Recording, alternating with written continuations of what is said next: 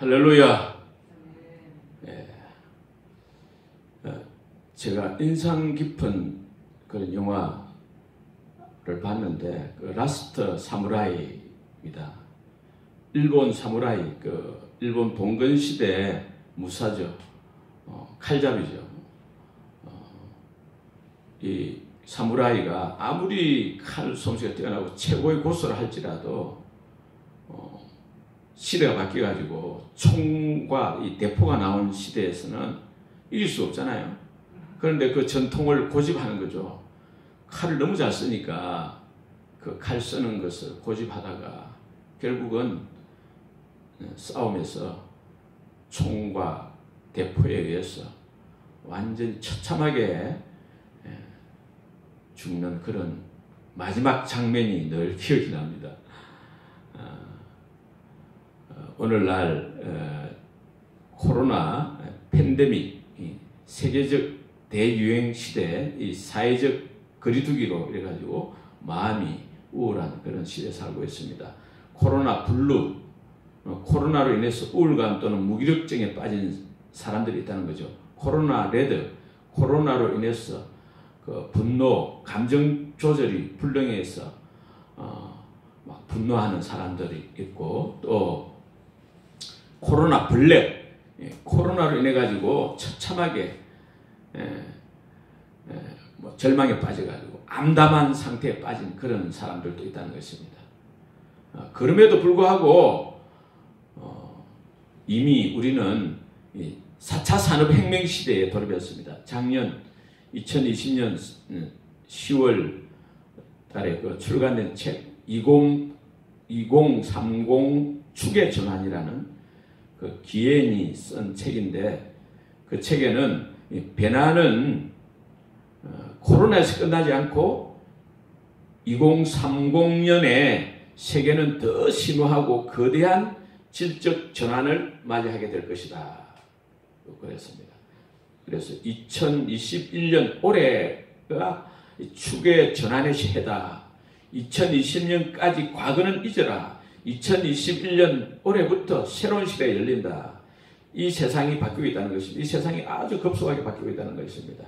인간 500세 프로젝트 시대, AI 시대, 드론, 플라잉 카, 하늘을 날아다니는 차, 그죠? 나노 로봇, 아주 미시한 로봇이 혈관을 타고 이렇게 혈관 청소하고, 뭐 클론, 인간 복제, 사우디아라비아 국적을 가진 로봇 인간 소피아, 수술 없이 종양을 제거하는 시대고, 오늘날 세상은 기술이 경제를 지배하는 그런 시대다. 스마트폰 시대잖아요. 카톡, 유튜브, 페이스북, 인스타그램, PPT, 포토샵, 파워디렉트, 네이버페이, 온라인숍, 스마트 스토어, 이런 단어들이 이제 마구 쏟아지고 있습니다. 그래서 예를 들면 스마트 스토어를 통해 가지고 이제 장사를 하는 거죠. 현실적으로 이 코로나 팬데믹 시대고 비대면 시대고, 그래가지고 뭐 우리가 배달 음식을 먹고 말하잖아요. 택배로 또 물건을 사고 이러지 않습니까? 벌써 이것이 이제 아날로그 시대에서 디지털 시대로 바뀌었다는 거예요. 오프라인 시대에서 온라인 시대로 바뀌었고, 이제는 뭐 천안 중앙시장에 가서 뭐 또 이마트 가서 물건을 사고 이런 것보다는 이제 쿠팡이나 아마존 같은 온라인 시장에 가서 물건을 산다는 거예요. 여러분, 사람 안 보이지만은 수많은 사람이 벌써 온라인 시장에 가 있다는 거예요. 그래서 큰 백화점에 가가지고 많은 사람들이 몰려가지고 하는데 장사 안 되는 거예요. 알고 보니까 이 사람들이 많이 왔다 가는데 장사 안 되는 거예요. 사람들이 가서 스마트폰 가지고 그 오시면 옷 그 고유 번호를 탁 찍어가지고 집에 가지고 컴퓨터 인터넷을 통해 가지고 온라인을 통해 가지고 물건을, 옷을 싸게 이렇게 구입해 버린다는 거예요. 그런 시대예요. 네. 현대자동차 출신 그 직장을 버리고 30대에 아이가 2명이 있는데 이제 직장을 버리고 N 잡너가 되죠. N 잡너가 뭐냐면은 2가지 이상의 직업을 가진 사람이라는 뜻이에요. 부업으로 온라인으로 스마트 스토어, 쇼핑몰, 플랫폼 비즈니스, 블로그, 투자, 또 강의, 카페 이 등을 하는데 스마트 스토어를 통해 가지고 2019년 매출이 7 내지 8억 원 상대가 되고 2020년 작년 스마트 스토어를 통해 가지고 한 달에 벌인 수입이 9천만 원 상당됐다는 거예요. 할렐루야. 이 시대가 바뀌었다는 거예요. 이 시대의 흐름을 파악하고 우리 성도님들은 새로운 꿈을 꾸고 또 새롭게 이렇게 공부를 시작해야 될 줄로 믿습니다. 한때는 비디오 시대가 있었던 비디오. 그러다가 CD가 나오고 CD는 또 가고 USB가 나왔죠. 지금 USB 시대인데 비디오 해가지고 뭐 영화를 보고 이렇게 하는 사람 없잖아요. 시대가 바뀌었어요. 비디오 장사하는 사람도 없어요 요즘은. 그래서 이 새로운 시대니까 새로운 꿈을 꾸어야 할 줄 믿습니다. 아무리 지금 사회적 거리두기 비대면 코로나 팬데믹으로 전 세계가 한 번도 겪어보지 못한 이 세상을 살아간다 할지라도 이 시대를 원망하고 낙심절망하고 원망불하면 안 된다는 거죠. 위기 때일수록 정신을 차리고 기회를 잡아야 될 줄로 믿습니다. 정말 희망 없고 절망이 가득한 세상 아닙니까? 그래도 먹고 살아야 되고 또 직업을 가져야 되고 이 육체를 위해서 말입니다. 집도 사야 되고 좋은 옷도 입어야 되고 차도 사야 되고 해야 되죠. 그래서 새로운 꿈, 이 꿈은 도구적 비전. 예, 세상에 사는 육신을 위해서 사는 거, 그 도구적 비전도 새로운 꿈을 가져야 될 줄 믿습니다. 믿음은 바라는 것들 실상이 되잖아요. 그래도 꿈은 이루어진다는 거예요. 우리가 믿고 바라면 그 꿈은 이루어지는 줄로 믿습니다. 꿈을 꾸지 않는 사람은 마치 태평양 같은 이 망망대해 큰 바다에 지도 나침반도 없이 항해하려고 하는 배와 같다. 꿈 계획을 세우지 않는 사람, 꿈을 가지 않는 사람, 그거는 실패를 계획하는 것이다. 실패를 꿈꾸는 것이다. 그래요. 인생에 있어서 방향을 잘 잡는 것보다 더 중요한 건 없어요. 인생의 최대 비극은 실패하는 것이 아니라 쓸데없는 일에 성공하는 것이에요. 꿈은 우리 마음 눈으로 미래를 바라보는 것이죠. 지나간 과거만을 바라보지 않고 과거에 얽매여서 살아서 안 되죠. 그러니까 이 과거를 바라보지 않고 과거보다도 이제 새로운 시대에 새로운 꿈을 꾸고 그래서 온라인 시대지만 이런 시대 가운데서 더 배우고 해서 정말 성공하고 승리하는 그런 인생이 되어야 될 줄 믿습니다. 여러분은 요즘 뭘 바라봅니까? 누가복음 17장 32절에 보면 롯의 철을 기억하라, 생각하라 이렇게 나와요. 소돔에 살고 있던 롯의 아내 아닙니까? 창세기 19장 17절에 보면 도망하여 이 소돔 성에서 도망해서 생명을 보존해라. 돌아보거나 들에 머무르거나 하지 말고 산으로 도망하여 멸망함을 면해라. 그랬는데 창세기 19장 26절에 보면 롯의 아내는 뒤를 돌아보았으므로 소금 기둥이 되었더라 했어요. 롯의 아내는 하나님의 명령을 무시하고 뒤를 돌아보았기 때문에 소금 기둥이 되고 말았어요. 단지 뒤를 돌아보았기 때문에 소금 기둥이 된 거, 이거 하나님 심판 너무 가혹한 거 아닌가 이렇게 생각할 수 있어요. 그러나 영의 관점, 영적인 관점에서 보면 롯의 아내는 비록 몸은 멸망하는 소돔 그에서 빠져나왔지만은 실상은 그 마음은 멸망의 도성 소돔에 머무르고 있었죠. 못 빠져나온 거죠. 롯의 아내의 마음은 그 바라보지 말라 한 그 소돔을 바라본 거죠.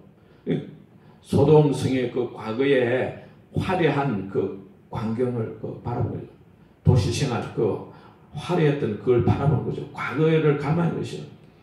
그래서 그 과거 화려한 세상의 그 놀라운 그걸 마음에 계속 바라보고 있기 때문에 영적으로 보면 그것이 하나님 앞에 죄죠. 그래서 멸망을 속이 된 거죠. 멸망당한 게 된 거죠. 하나님의 말씀 무시한 거죠. 하나님 생명의 말씀 무시한 거죠. 하나님은 오늘날도 저와 여러분이 우리 마음이 이 화려한 세상을 바라보지 말고 저 하늘나라 천국 바라보며 살기를 원하신 줄 믿습니다. 사람을 보며 세상을 볼 때 만족함이 없었네. 나의 하나님 그분을 뵐 때 나는 만족하였네. 할렐루야. 우리 인간은 육체와 영을 가지고 있잖아요. 이 세상 살을 때 필요한 게 무엇이겠습니까? 육체 건강을 위해서 필요한 것이 많죠. 음식도 잘 먹어야 되고 운동도 해야 되고 잠도 잘 자야 되고 특별히 운동이 중요하죠. 육체 건강을 위해서.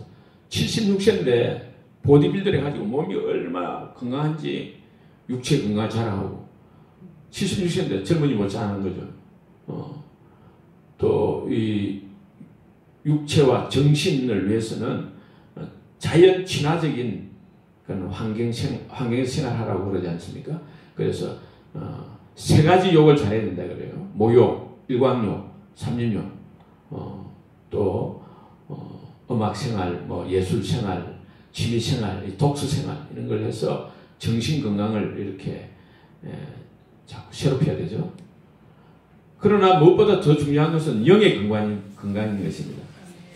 영의 건강은 오직 하나님과의 관계를 통해서 우리가 영의 건강을 누릴 수 있는 줄 믿습니다. 하나님을 찬양하고 또 기도하고 하나님의 말씀을 날마다 꾸준히 섭취해야 될 줄 믿습니다. 우리는 무엇보다도 이 영적인 것, 영원한 것에 마음을 둬야 돼요. 그래서 예수님께서도 마태복음 6장 33절에 너희는 먼저 그의 나라와 그의 의를 구하라. 그리하면 이 모든 것을 너에게 더하시리라.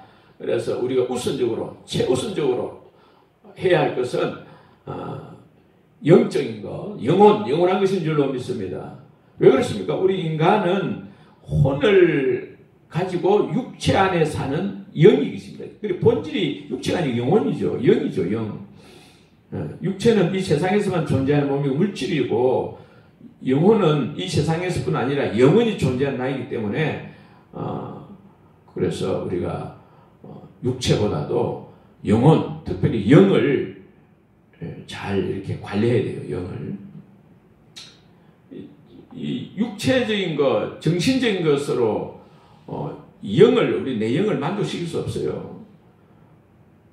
마태복음 4장 4절에 예수님께서 말씀하셨습니다. 사람이 떡으로만 살 것이 아니요. 떡으로만 살 것이 아니요. 다만 하나님의 입에서 나오는 모든 말씀으로 살 것이라 했어요. 또 지적인 것으로 영적인 것으로 만족할 수 없어요. 세상 학문을 쌓는다 해가지고 내 영을 만족시킬 수 없습니다. 마음술을 한다 해가지고 내 영을 만족시킬 수 없죠. 종교생활 활동을 한다 해가지고 내 영을 만족시킬 수 없는 것입니다. 내 영의 문제 해결책은 오직 하나님의 말씀을 섭취하는 거예요. 할렐루야. 어떤 세상적인 거, 물질적인 거 되는 게 아니에요. 전도서 5장 10절에 은을 사랑하는 자는 은으로 만족하지 못하고 풍요를 사랑하는 자는 소득으로 만족하지 아니하나니 이것도 헛되도다 했어요. 마음이 아픈데 영이 괴롭는데 양심이 문제가 있는데 뭐 배꼽에 파스 바르고 독서 생활을 한다 해가지고 마음술을 한다 되는 게 아니죠. 치유가 안 되는 것입니다. 영의 문제, 이 인간의 본질 문제는 가장 중요한 문제고 근본적인 문제인 것입니다. 이 영의 문제, 이 문제를 어떻게 해결하는 건가? 오늘 말씀에 2절에 믿음의 주요 또 온전케 하시는 이인 예수를 바라보자. 오직 예수님을 바라봐야 될 줄 믿습니다. 3절에도 죄인들이 이같이 자기에게 거역한 일을 참으신 일을 생각해라 했어요. 예수 그리스도를 바라봐야 될 줄 믿습니다. 예수 그리스도를 바라보면 어떻게 해야 되느냐? 1절에 있듯이 이러므로 우리에게 구름같이 둘러싼 흑한 증인들이 있으니 모든 무거운 것과 얽매이기 쉬운 죄를 벗어버리고 인내로서 우리 앞에 당한 경주를 하며 그랬어요. 모든 무거운 거, 얽매기 쉬운 죄를 벗어버려요. 예수 그리스도를 바라보면 무엇보다도 죄의 문제를 해결해야 될 줄로 믿습니다. 할렐루야. 왜 죄의 문제인가? 죄의 싹은 사망이 됐잖아요. 로마서 6장 23절에 죄는 사망을 가져오기 때문에, 그래서 죄와 사망의 문제가 가장 심각한 문제요. 인간의 근원적인 문제, 본질적인 문제인 것입니다. 이 히브리서에서는 이 죄의 문제를 어떻게 해결한다고 했느냐? 이 죄의 문제는 오직 피로써 해결한다고 했습니다. 히브리서 9장 22절에 피 흘림이 없은즉 죄사함이 없느니라. 피 없이는 다른 것은 안 된다는 거예요. 어떤 사람도 안 되고 그 어떤 종교적 행위로도 안 되는 거죠. 죄의 문제는 어떤 것으로 해결 안 되는 거예요. 오직 피인 것입니다. 그림자인 첫 언약, 율법에서는 짐승의 피제사로 죄의 문제를 해결할 수 있다고 했지 않습니까? 그러나 실체인 새 언약, 예수님 오신 이후에는 오직 예수 그리스도의 피제사로 죄의 문제가 해결되는 줄로 믿습니다. 왜 그러냐면 죄의 문제는 양심의 문제고 영적인 문제고 영혼의 문제이기 때문에 그래요. 이 죄로 인해 가지고 영혼이 영적 죽어 있잖아요. 영적으로 하나님과 단절되어 있어요. 영적 죽은 사람이 어떻게 스스로 살아날 수 있습니까? 죽은 시체가 썩어졌는데 스스로 생명을 얻을 수 없잖아요. 그래서 인간이 스스로 구원받을 수 없는 거죠. 오직 예수 그리스도께서 우리 죄 문제를 해결해 주신 줄 믿습니다. 오직 예수 그리스도. 왜 예수 그리스도냐? 그 히브리서 1장부터 10장까지 내용이죠. 왜 예수님이냐? 1장에서는 예수님은 선지자나 천사나 그보다 더 신우월하신 분이다. 하나님이라는 거예요. 1장 3절에 보면 하나님의 영광의 광채시요 하나님의 본체 행상이라는 거예요. 2장은 죄와 마귀와 사망에서 구속하신 분이 예수님이시고 모세보다 여호수아보다 우월하신 분이 예수님이시고 3장 4장이거든요. 그 뒤에도 멜기세덱 반차로 오신 예수님, 또 하나님 약속대로 하늘나라에 들어가신 예수님, 아론 반차보다 우월하신 멜기세덱 반차로 오신 예수님, 새 언약의 중보자이신 예수님 그리스도, 자기 피로 영원한 속죄를 이루신 예수 그리스도, 한 번 제사로 영원히 온전케 하신 예수 그리스도, 예수님의 그 피제사, 곧 하나님의 피제사로 우리의 모든 죄를 해결하셨다는 거예요. 그래서 더 이상 죄를 위해서 제사 드릴 것이 없다. 히브리서 10장 내용이에요. 할렐루야. 모든 죄, 우리 인간의 모든 죄를 위해서 예수님께서 단번에 영원한 속죄를 이루시고 영원한 하늘나라로 들어가셔서 하나님 보좌의 우편에 앉으신 만왕의 왕이시요 만주의 주가 되신 예수님, 즉 성자 하나님, 예수님은 성자 하나님이시기 때문에 예수님이 죄의 문제를 해결해 주신 줄로 믿습니다. 그러므로 우리는 예수님 즉 하나님 피로 죄 용서 받은 우리 하나님 자녀들은 이 세상 고난 속에서 어떻게 살아야 되느냐, 이 세상 핍박이 있고 어려움이 있지만은 이 세상을 어떻게 살아야 하느냐, 그게 11장부터 13장 내용이죠. 11장은 믿음의 영웅들을 바라보라는 거예요. 믿음으로 살자는 천국을 갔잖아요. 그런 아벨, 노아, 아브라함, 이삭, 야곱, 요셉, 모세, 뭐 이런 믿음의 선배, 믿음의 선진들, 믿음의 영웅들을 바라봐라. 믿음의 사람들은 더 나은 본향, 그 하늘 본향을 바라봤고 더 나은 부활, 또 영원한 영광의 부활을 얻고자 해가지고 심한 고문을 받되 구차히 풀려나기를 원하지 않았다 했어요. 그렇게 살아계신 하나님 바라보고 영원한 하늘나라를 바라보고 하나님의 산도를 바라보고 그렇게 이 세상 고난 속에서도 즐거워하고 기쁘게 살아간 그 믿음의 선배들을 생각해라. 이 히브리서 오늘 12장 1절에 있지 않습니까? 이러므로 우리에게 구름같이 둘러싼 허다한 증인들이 있다 했습니다. 믿음의 선배들이 다 보고 있다. 그러니 모든 무거운 것과 얽매기 쉬운 죄를 벗어버리고 인내로서 경주를 해나가자. 할렐루야. 12장은 십자가를 참으신 예수님, 부끄러움을 개치 아니하신 예수님을 바라보자는 거예요. 죄인들이 자기에게 거역한 일을 참으신 예수님을 바라보자는 거예요. 예수님의 피, 그 하나님의 피로 영원한 속죄를 이루신 그 예수님, 하나님 보좌 우편에 앉으신 예수 그리스도, 우리 죄를 위해서 십자가에 고통당하시고 죽으실 뿐 아니라 또 부활하셔가지고 하늘로 승천하신 예수 그리스도를 바라보자는 거예요. 누구든지 예수 그리스도를 나의 주 나의 하나님을 믿고 마음에 영접하면 하나님 자녀가 되고 영생을 얻게 되는 줄 믿습니다. 영접하는 자, 곧 그 이름을 믿는 자들에게는 하나님의 자녀가 되는 권세를 주셨으니 요한복음 1장 12절 말씀이잖아요. 할렐루야. 하나님의 자녀가 된 줄 믿습니다. 저와 여러분 하나님 자녀가 된 줄 믿습니다. 그래서 우리도 예수님처럼 우리 앞에 있는 기쁨을 위해서 예수님처럼 그런 위대한 삶을 살아야 돼요. 십자가를 부끄러워하지 말아야 될 줄 믿습니다. 십자가를 참아야 될 줄 믿습니다. 자기를 거역한 죄인들의 그 행동을 기꺼이 기쁨으로 참으신, 그리고 십자가를 지신 그 예수님처럼 저와 여러분이 살아야 될 줄 믿습니다. 또 뿐만 아니라 이 12장 뒷부분에 보면 하나님의 징계를 달게 받아라는 거예요. 또 우리 성도들은 더 이상 제 유혹에 빠지지 말아야 된다는 거예요. 썬뿌리가 나지 말아야 되는 거예요. 음행하지 말아야 되는 거죠. 한 그릇 식물을, 그 한 그릇 음식을 위해 가지고 장자의 명분을 판 에서와 같이 망령된 자가 되지 말아야 돼요. 망령된 자가 없도록 해라는 것입니다. 오직 예수 그리스도만 바라보라는 거예요. 할렐루야. 13장은 하늘나라 영구한 도성을 바라보는 거예요. 하늘 비전을 가지는 거예요. 땅의 비전보다 하늘 비전을 가지는 거예요. 육신을 위한 삶보다는 영혼을 위한 삶을 살아가는 거예요. 이 육신이 잘 되려고 노력하는 거 뭐 필요하지만은 그거는 하나님 원하시는 삶이 아니에요. 우리가 살아야 할 삶은 영혼을 위한 삶을 살아야 돼요.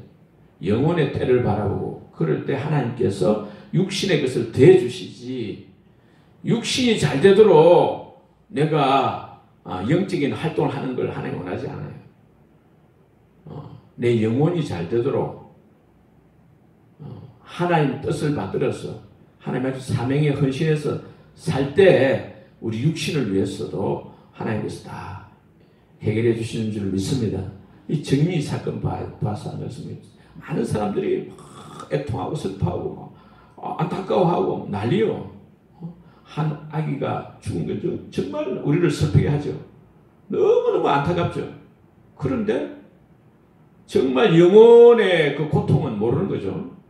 그러다 시체들이 얼마나 많은데 그 사람 영혼에 대해서는 별 생각이 없어요. 사실 겉으로는 행복하게 다 살고 있는 것 같지만은 그 영혼은 사망의 그늘 아래서 고통하고 신음하고 슬퍼하고 괴로워하고 있잖아요. 예수님은 우리 인간들, 우리의 그 영혼을 바라보고 너무너무 고통스러워하고, 그래서 십자가를 참으시고 부끄러움을 개의치 아니하시고 우리를 살리기 위해서, 우리 영혼을 살려주시기 위해서 십자가에서 죽어주시고 부활하신 줄로 믿습니다. 그래서 우리도 예수님처럼 사망의 그늘 아래서 고통하고 신음하는 수많은 그 영혼들을 위해서 복음을 전해야 돼요. 생명을 살리는 복음의 진리를 전해야 할 줄로 믿습니다.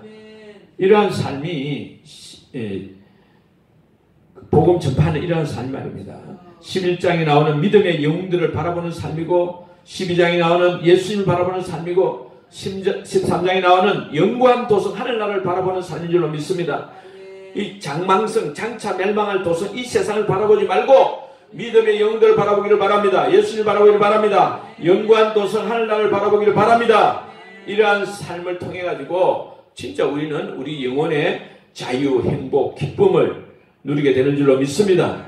예수님처럼 하늘 소망, 기쁨이 넘치는 최고의 인생이 다 되시기를 축원합니다. 아멘.